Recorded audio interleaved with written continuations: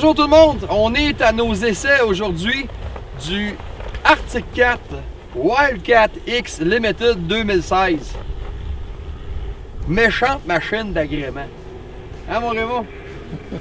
C'est une machine assez surprenante. Il y a bien des gens qui disent que la puissance du moteur est inférieure aux autres machines sport du marché. Mais à date, je pense qu'on s'est fait pas mal de plaisir avec. Hein, ouais, t'as beaucoup de sensations dans ce véhicule-là. Regarde, si on veut avoir une petite comparaison, là, un RZR, un Maverick, c'est des Porsche. Le Yamaha 1000, c'est une Ferrari. Ça, c'est un char de stock car. Ouais, hein? Ça vibre, t'as du moteur, ça...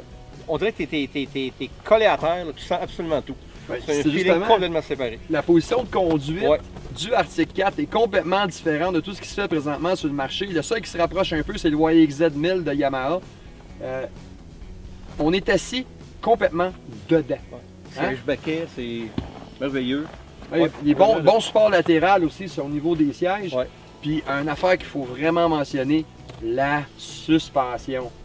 Ils ont gâté cette machine-là chez Arctic Cat. On le sait, ils sont de très très proches avec la compagnie LK. Et ils ont mis des LK Stage 5 sur cette machine-là qui nous donne un comportement en sentier complètement dément. Hein? Oui, il faut dire qu'on est en hiver, c'est assez plat, on n'a pas vraiment pu voir le potentiel. Mais dans les bosses, les roches, l'été, ça doit être un gros plus comparé aux autres. On a été gâtés un petit peu parce que le concessionnaire qui nous l'a prêté, Moto GMF à Thetford Mines, toutes mes excuses, 3h30 de différence, il a chaussé, il est normalement chaussé de ITP Blackwater Evo. Là, il est chaussé sur des Bighorn 2.0, pour la simple raison que c'est l'hiver et maintenant c'est légal de clouter ses clous. Donc, on a à peu près 200 clous par tire. Ouais. Fait que ça mord pas mal. Fait que c'est dur de faire décrocher la machine. Ouais. Mais, somme toute, c'est un comportement assez impressionnant au niveau des sentiers. Là.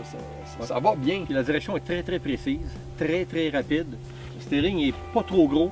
C'est ça qui me fait penser à un auto stock car. Ouais, en premier, il faut vraiment s'habituer.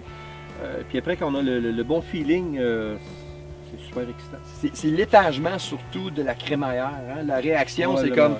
Ouais, c'est ça. C'est vraiment... Ça réagit. Pas de ça comme un autobus. Là. Non, c'est ça. C'est pas de... Non. C'est pas à vaisselle, là.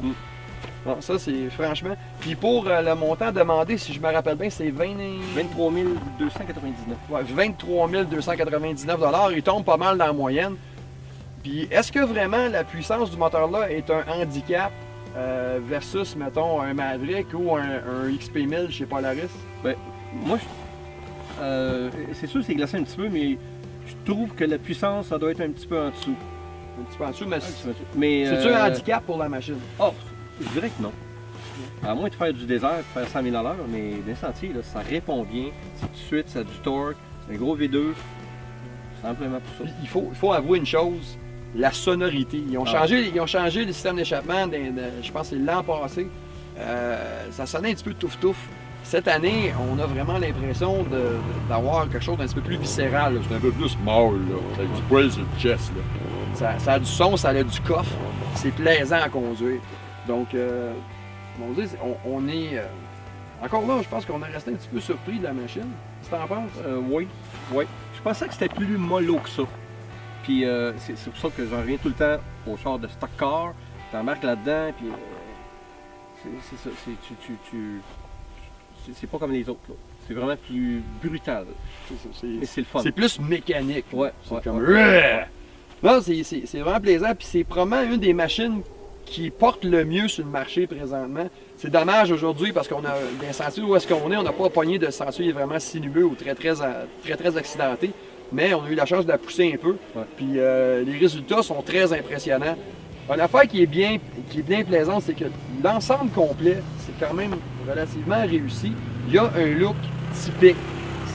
Tu peux pas nier quand tu le regardes à 500 pieds, à 1000 pieds, c'est un chat. Là. Puis c'est beau. Le système d'éclairage, on n'a pas eu la chance de l'essayer en plein jour, mais on a fait des tests un petit peu, regarder comment ça fonctionnait. Puis ça éclaire, ça fesse, puis c'est des DEL. Des DEL en avant, DEL en arrière. Non, moi je vais vous dire, restez agréablement surpris. Il y a bien des gens qui vont dénigrer le fait le fait d'un chat, il y a du monde qui dit c'est pas bon.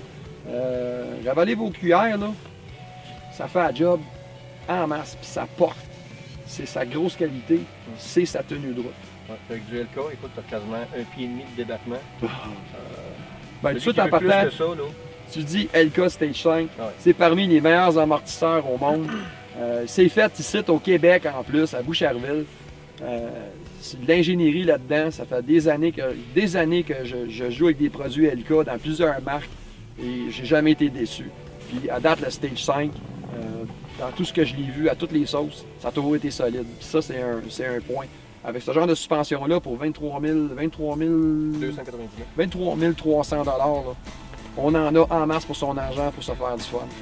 C'est un stock car dans le side-by-side.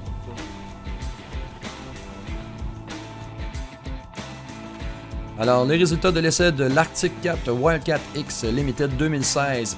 Les pour maintenant, l'excellente suspension LK, la sonorité du moteur, la sensation d'être au volant d'une voiture de stock car, l'excellente position de conduite, la direction ultra précise, puis des portes pleines d'usine. Génial. Les contres, manque de puissance comparé à la compétition. C'est pas dramatique, mais c'est là, il faut en parler. La finition intérieure qui est améliorée, les matériaux choisis, c'est pas tout à fait au niveau. La mécanique est un peu bruyante dans le cockpit, l'insonorisation entre le cockpit et le compartiment moteur, et les pièces de suspension arrière qui semblent fragiles, c'est tout petit. Alors, la note finale est de 3.8 sur 16, qui est une excellente note. Le véhicule nous a été prêté par Moto JMF à Thetford Mines. Pour plus de renseignements sur le véhicule, on se rend sur motojmf.com.